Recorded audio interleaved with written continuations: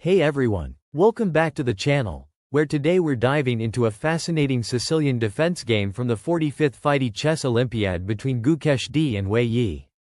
This is a modern variation of the Sicilian, and it's packed with rich strategic ideas and subtle maneuvering.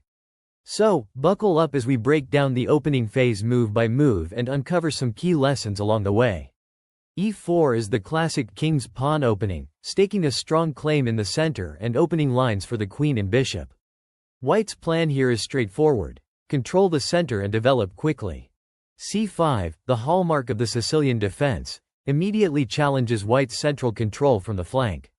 This asymmetrical response aims to create counterplay in unbalanced positions, which is why the Sicilian is so popular at the top level. Knight f3 is standard development, attacking the c5 pawn and preparing to castle kingside. It also keeps options open for d4, the main central thrust in many Sicilian lines. d6 supports the c5 pawn and prepares to develop the knight to f6. This move also signals that black is heading into a Scheveningen or Najdorf type setup, where black solidifies the center before counter-attacking. Knight c3 develops the knight to a natural square, controlling the d5 and e4 squares, and supporting the eventual d4 push. Knight f6 attacks the e4 pawn, forcing White to decide how to defend it. This is a critical moment in many Sicilian lines because White must balance development with central control. Bishop e2 is a flexible developing move, preparing to castle kingside and keeping options open. It's a quieter approach compared to more aggressive bishop moves like bishop c4 or bishop g5. e5 is an interesting choice by black, immediately challenging White's knight and grabbing space in the center. This move slightly weakens the d6 pawn but gains space and pushes White's knight to a less active square if it retreats. Bishop c4 develops the bishop to an active diagonal, targeting the vulnerable f7 square and putting pressure on black's kingside. This is a thematic idea in many Sicilian lines, where White aims for quick piece activity. Bishop e7 is a natural developing move for black, preparing to castle and solidifying control over the d6 pawn.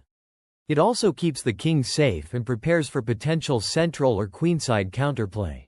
d3 is a solid move, supporting the e4 pawn and opening lines for White's dark squared bishop. This move signals a more positional approach rather than an immediate d4 break. Knight c6 develops the knight to a natural square, putting pressure on d4 and supporting the e5 pawn. Black is completing development and preparing to castle. Bishop g5 pins the knight on f6, increasing pressure on black's center and kingside. This pin is a common strategic theme in many Sicilian lines, aiming to disrupt black's coordination. Short castling castles kingside, a standard safety move. Black completes development and prepares to bring the rooks into the game. Bishop takes f6 is a critical decision by White, exchanging the bishop for the knight. This changes the pawn structure and piece dynamics. White now has a knight for a bishop imbalance, which can be advantageous in certain positions due to the knight's ability to jump over pawns. Bishop takes f6 recaptures, maintaining material balance but giving black the bishop pair. This is a classic strategic trade-off. Black has bishops that can be powerful in open positions, while White's knight can be more effective in closed or complex pawn structures. Knight d5 is a strong centralizing move by White, placing the knight on a dominant outpost. This knight is well supported and exerts pressure on black's position, especially targeting the c7 and f6 squares. Bishop e6 challenges White's active knight and develops a piece to a good central square. This move also supports black's control over the d5 square and prepares for potential exchanges that could relieve pressure. Queen d2 connects the rooks and prepares for kingside castling. It also supports the bishop on c4 and eyes the h6 square, hinting at potential attacking ideas. a6 is a typical Sicilian move, preventing White's pieces from jumping to b5 and preparing for queenside expansion with b5. This is part of black's counterplay strategy on the queenside. Short castling completes White's development and brings the king to safety. White is now ready to launch middle game plans with a solid foundation. b5 continues black's queenside expansion, gaining space and challenging White's bishop on c4. This move also aims to open lines for black's rook and bishop. Bishop b3 retreats the bishop to a safe and active diagonal, maintaining pressure on black's center and kingside. This is a flexible repositioning, keeping options open for future tactics. King h8 is a subtle prophylactic move by black, stepping out of potential pins or checks on the g-file and preparing for possible pawn pushes or piece maneuvers on the kingside. a3. White plays a3 here, a quiet but useful move. The key idea is to prevent any pesky black pieces from jumping to b4, especially the knight or bishop, which could harass white's bishop on b3 or disrupt white's queenside structure. This is a classic prophylactic move that keeps white's position flexible and solid. Rook b8. Black responds by shifting the rook to b8, supporting the b5 pawn and preparing potential pressure along the b-file. This is a natural move in Sicilian structures where black aims to increase activity on the queenside. No big evaluation change here, just standard maneuvering. h3. White plays h3, a useful waiting move that prevents black's pieces from landing on g4, which could be annoying for white's knight or bishop. It also gives white's king some luft, reducing the risk of back rank issues later. g6. Black pushes g6, aiming to solidify the kingside pawn structure and possibly prepare f5 to challenge white's center and knight. This move also stops white's knight from jumping to f5 easily. c3. White plays c3, reinforcing the d4 square and preparing to support the center. This move also controls b4, preventing black's pieces from gaining space there. Notice how both sides are jockeying for control over key squares on the queenside and center. Bishop g7. Black develops the bishop to g7, fianchettoing it to a long diagonal. This bishop will be a powerful piece, exerting pressure on the center and potentially targeting white's king position. Bishop a2. White retreats the bishop to a2, keeping it on the long diagonal and maintaining pressure on black's central and queenside squares. This move also keeps the bishop safe from any pawn advances like b4. f5. Black pushes f5, an aggressive pawn thrust aiming to challenge white's strong center and open lines for the pieces. This is a critical strategic moment. Black wants to undermine white's control and create counterplay on the kingside. Knight g5. White jumps the knight to g5, an active and aggressive post.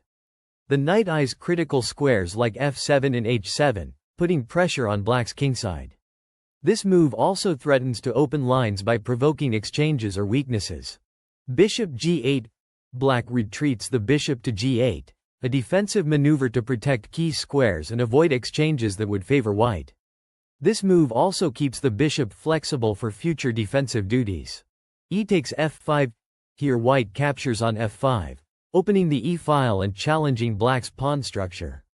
However, this move causes a significant evaluation drop, about 1.14 pawns, which tells us white missed a stronger plan. Why is this move problematic? By capturing immediately, white opens lines but also simplifies the position in a way that favors black's bishop pair and dynamic chances. A better alternative would have been rook fe1, reinforcing the center and keeping tension. This would maintain pressure and avoid giving black easy counterplay.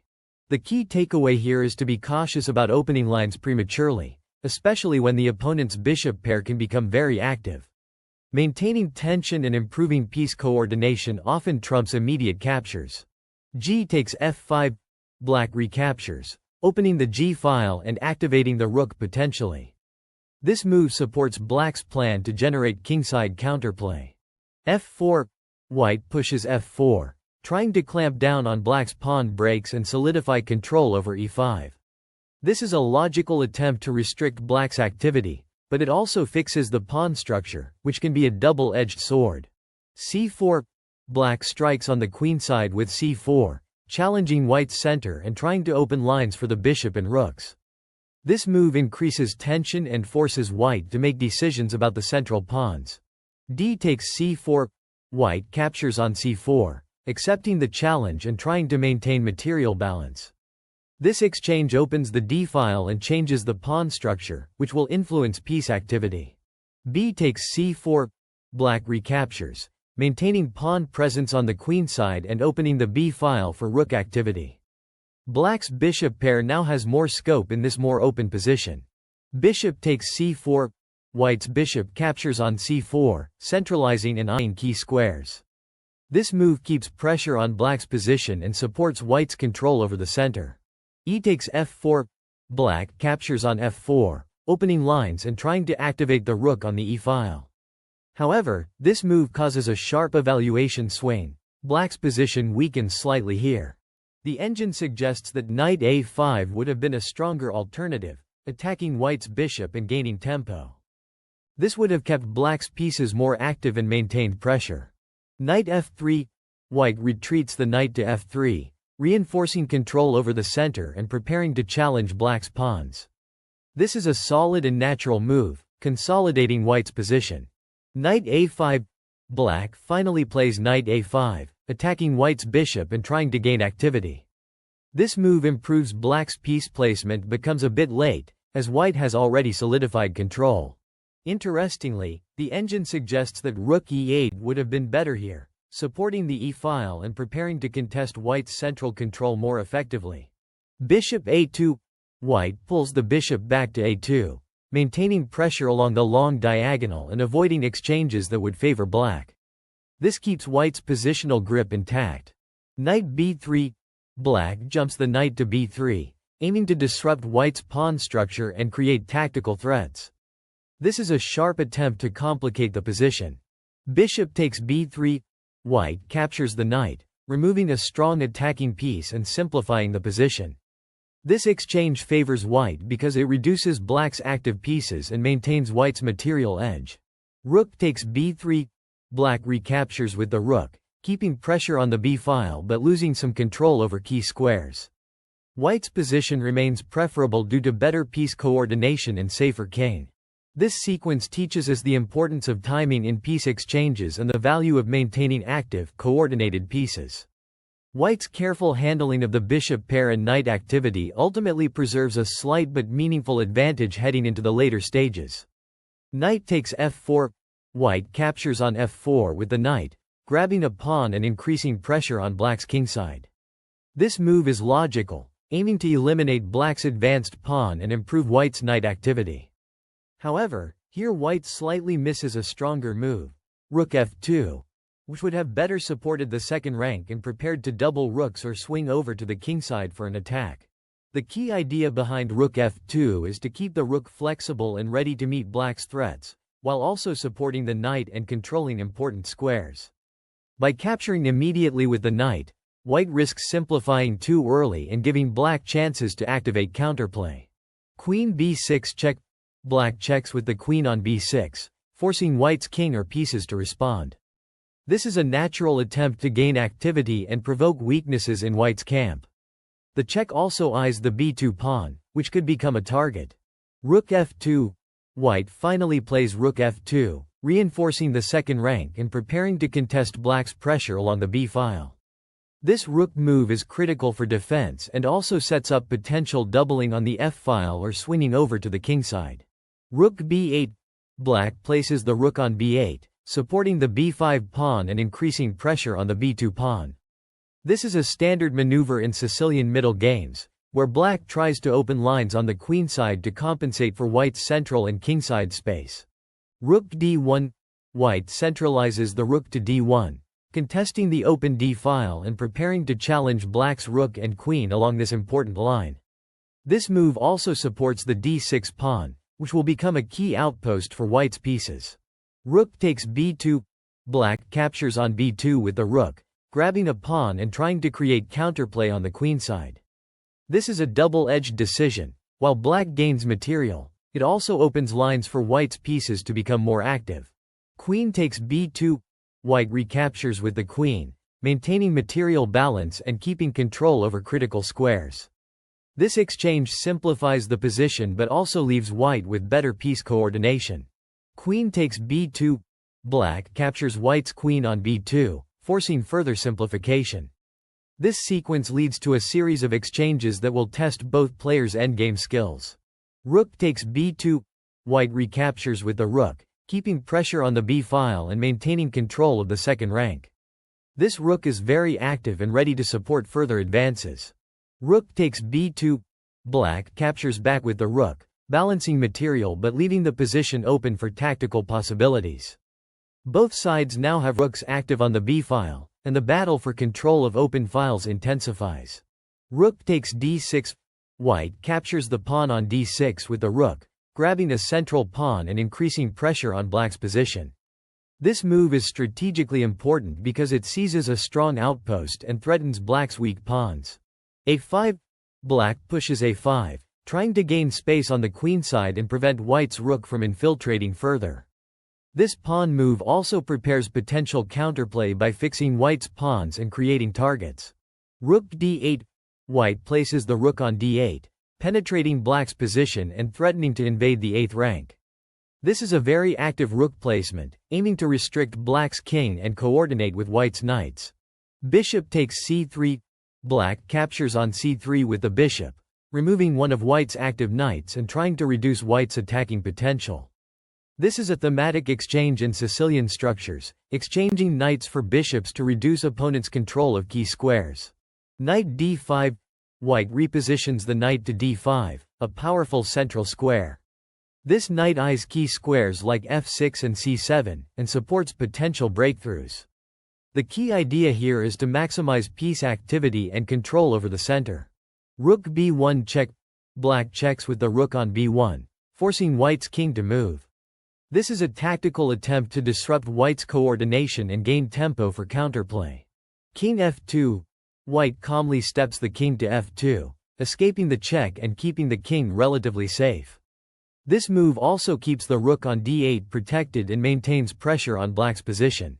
Rook d1. Black places the rook on d1, contesting the d file and trying to challenge white's rook. This move aims to neutralize white's activity and create counter threats. Rook takes g8 check. White captures the bishop on g8 with the rook, delivering a check and removing a dangerous piece. This is a strong tactical blow, as it simplifies the position while gaining material. King takes g8. Black recaptures with the king, accepting the loss of the bishop but keeping the king active in the center. Knight takes c3. White captures the bishop on c3 with the knight, further consolidating material advantage and improving piece activity. This knight now controls important squares and supports white's plan to press forward. Rook c1. Black places the rook on c1, trying to activate the rook and create threats along the first rank. This is an attempt to generate counterplay despite the material deficit. Knight b5. White moves the knight to b5, eyeing critical squares like c7 and d6, and preparing to infiltrate black's position. This knight is very well placed for both attack and defense. Rook c2 check. Black checks with the rook on c2, forcing white's king to respond and trying to create tactical chances. However, white's position remains solid, and the material advantage is telling. King f1. White retreats the king to f1, a subtle but important move. The key idea here is to keep the king safe and flexible, avoiding any checks or pins along the back rank.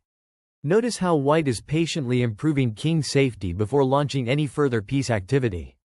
This teaches us the importance of king safety even in seemingly quiet positions. King f7. Black responds by centralizing the king to f7, aiming to support the rook and pawns while preparing to contest key squares like e5 and d6. This is a natural and logical step in the endgame, where king activity becomes crucial. Knight fd4. White repositions the knight from f3 to d4, targeting central squares and increasing control over e6 and c6. This knight maneuver is instructive because knights thrive in the center, especially in closed or semi-closed positions. The knight on d4 also eyes potential outposts and restricts black's rook mobility. Rook c1 check. Black checks with the rook on c1, forcing white's king to move again. This is a standard technique to harass the opponent's king and gain tempos for activating the rook. Black is trying to create counterplay by using checks to disrupt white's coordination. King e2. White calmly steps the king to e2, staying close to the center and maintaining support for the knights. This move also avoids any pins or forks and keeps the king ready to assist in both defense and offense. King f6. Black advances the king to f6, aiming to support the rook and control key squares like e5 and g5. This is a critical strategic theme in endgames, activating the king to help both defense and offense. Knight d6. White knight jumps to d6, a powerful outpost.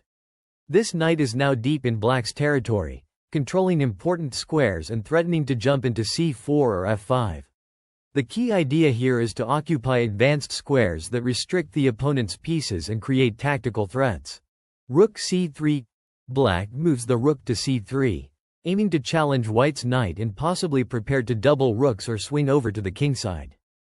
This move also eyes the c6 square, trying to dislodge white's knight from its strong post. Knight 6 b5. White retreats the knight from d6 to b5, which might seem passive at first glance, but it's a strategic repositioning. The knight on b5 controls key squares like c7 and d4, and supports potential pawn advances.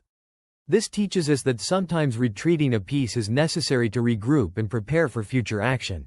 Rook c1.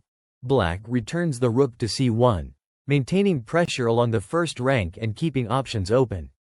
This back-and-forth rook maneuvering shows how both sides are jockeying for control over critical files and ranks. King e3. White brings the king forward to e3, increasing central control and supporting the knights. This move is instructive because it shows how the king becomes an active piece in the endgame, helping to control key squares and support pawns. Rook g1. Black swings the rook over to g1, possibly aiming to attack white's kingside pawns or create threats along the g-file. This is a flexible rook move, keeping options open and trying to provoke weaknesses. King f2. White retreats the king to f2, a cautious but sensible move to avoid any back-rank tactics or pins. This also keeps the king close to the pawns it needs to defend. Rook c1. Black returns the rook to c1, signaling a focus back on the queenside and central files. This repetition suggests both players are probing for weaknesses and waiting for the other to commit. Knight e2. White repositions the knight from d4 to e2, a defensive maneuver that also keeps the knight flexible. This move supports the kingside pawns and prepares to jump to f4 or g3 if needed. Rook b1. Black shifts the rook to b1, putting pressure on the b-pawn and trying to create weaknesses on the queenside. This is a classic rook strategy. Target weak pawns and try to provoke pawn weaknesses or create infiltration points. Knight bc3. White brings the knight from b5 to c3, reinforcing control over the center and defending the b-pawn. This knight maneuver is a great example of coordinating pieces to protect weaknesses while maintaining flexibility. Rook b3. Black pushes the rook to b3, increasing pressure on the c3 knight and the queenside pawns. This move also prepares to potentially invade on the third rank. a4. White pushes the a-pawn to a4, a strategic pawn thrust aiming to challenge black's rook and gain space on the queenside. This move also restricts black's rook mobility and prepares to create passed pawns later. King e5. Black advances the king to e5, activating it further and supporting the rook and pawns. This is a critical theme in endgames. The king must become an active participant in both attack and defense. g3. White pushes the g-pawn to g3, solidifying the kingside structure and preventing any back rank or infiltration threats from black's rook. This move also prepares to bring the king or knight to f4 if needed. Rook b6. Black moves the rook to b6, a flexible square that keeps pressure on the queenside and prepares to swing the rook along the sixth rank. This move also eyes potential infiltration squares like a6 or c6. King e3. White brings the king back to e3, centralizing it and supporting the knights and pawns. This move shows how the king's position is crucial in controlling key squares and preventing black's rook from penetrating. Rook b4. Black pushes the rook to b4, aiming to increase pressure on white's queenside pawns and possibly prepare to invade along the fourth rank. This move keeps the tension high and forces white to decide how to respond. King d3. White moves the king back to d3, a subtle but purposeful repositioning. The key idea here is maintaining central control and keeping the king flexible to support the knights.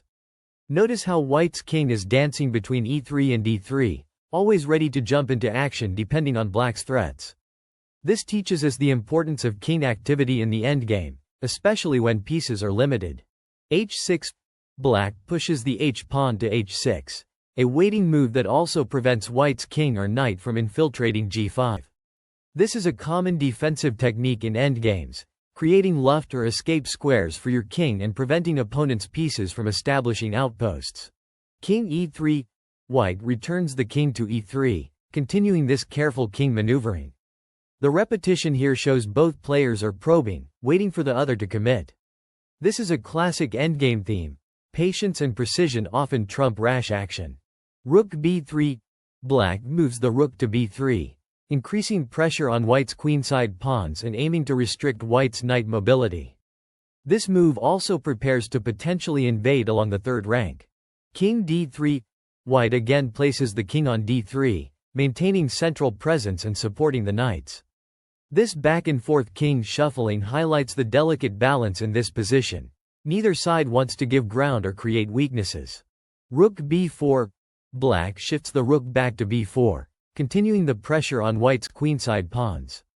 This rook maneuvering is all about probing for weaknesses and waiting for the right moment to strike. Knight g1. White repositions the knight from e2 to g1, a move that might seem passive but actually prepares to reroute the knight to more active squares like f3 or e2 again. This teaches us that sometimes retreating a piece is necessary to improve its scope and flexibility. Rook b8. Black moves the rook to b8, a more defensive posture aiming to hold the b-pawn and prevent any infiltration on the b-file. This move also keeps options open for swinging the rook to other files if needed. Knight f3 check. White checks with the knight on f3, forcing black's king to make a decision. This is a nice tactical touch. White uses the knight to gain a tempo and improve king activity. The key idea here is to use checks to gain time and improve piece coordination. King f6. Black's king steps to f6, staying active and avoiding any potential forks or pins. This move keeps the king centralized and ready to support the rook and pawns. Knight d4. White places the knight on d4, a strong central square controlling key squares like e6 and c6. This knight outpost restricts black's rook and king movements, showcasing the strategic power of knights in the center. Rook d8. Black moves the rook to d8, contesting the d-file and challenging white's knight on d4. This is a logical defensive move, aiming to reduce white's central control. King e3. White brings the king back to e3, maintaining support for the knights and controlling key squares. This move also keeps the king ready to assist in both offense and defense. Rook c8. Black shifts the rook to c8, eyeing the c3 knight and preparing to challenge white's queenside control. This move is part of black's plan to create counterplay on the queenside. King d3. White returns the king to d3, continuing this dance of central control and flexibility. The king's role here is crucial. It supports the knights and helps prevent black's rook infiltration. Rook d8. Black moves the rook back to d8, maintaining pressure on the d-file and contesting white's knight. This repetition shows black's attempt to keep tension and wait for a better opportunity. Knight e2. White repositions the knight from c3 to e2, a defensive and flexible move. This knight supports the kingside pawns and prepares to jump to f4 or g3, increasing its activity. Rook b8. Black moves the rook to b8, reinforcing control over the b-file and putting pressure on white's queenside pawns. This move also keeps options open for lateral rook maneuvers. Knight f4. White jumps the knight to f4, an active square that eyes key squares like d5 and g6. This move increases white's control over the kingside and prepares for potential forks or checks. Rook b1. Black pushes the rook to b1, aiming to invade white's first rank and create pressure on the b-pawn. This is a classic rook strategy. Infiltrate on the opponent's back rank to create threats. Knight d5 check. White checks with the knight on d5, forcing black's king to move again. This is a great example of using checks to gain tempo and improve piece activity. The knight on d5 is also well placed, controlling important central squares. King e5. Black's king steps to e5, staying active and avoiding any forks or pins. This move keeps the king centralized and ready to support the rook and pawns. Knight c3. White retreats the knight to c3, a flexible move that keeps control over key squares and prepares to reposition if needed. This move also defends the b-pawn and maintains coordination between white's pieces. Rook h1. Black swings the rook over to h1, possibly aiming to create threats on the kingside or to prepare for pawn pushes. This move shows black's attempt to switch the focus of the attack and keep white guessing. Knight d1. Alright. White plays knight d1 here, shifting the knight from c3 to d1. At first glance, this looks like a quiet repositioning, but it's actually a missed opportunity. The engine suggests that knight f3 check would have been much stronger. Why? Because knight f3 check would have forced black's king into a more passive square, gaining white crucial tempos and better king activity. Instead, knight d1 is a bit slow and allows black to consolidate. The key idea here is that in endgames, especially with limited material, every tempo counts. You want to use checks or threats to improve your position or restrict your opponent's king. So, when you see a knight move that doesn't create immediate pressure or improve your position significantly, pause and ask yourself, can I deliver a check or threaten something stronger? King d6. Black responds with king d6, stepping the king closer to the center and the action. This is a natural and strong move. The king is the most powerful piece in the endgame, and centralizing it is almost always good. However, the engine points out that black missed a big chance here. Rook takes d1 check would have been a killer move. By capturing on d1 with check, black would have won material or forced white into a worse position. Instead, black's king move is solid but lets white off the hook. This position teaches us the importance of spotting tactical shots in the endgame. Even when it looks quiet, always check for captures and checks that can swing the evaluation drastically. h4. White pushes h4, trying to create some luft and maybe prepare for a pawn push on the kingside. But here, white misses a tactical gem. Knight takes f5 check would have been much stronger. Why? Because knight takes f5 check would have forced black's king into a defensive posture and potentially won a pawn or gained critical squares. Instead, h4 is a slow move that doesn't challenge black's king or rook immediately. This is a classic endgame lesson. When you have active pieces, look for forcing moves like captures or checks before making quiet pawn moves. Quiet moves can sometimes let your opponent improve their position without any cost. Rook h3.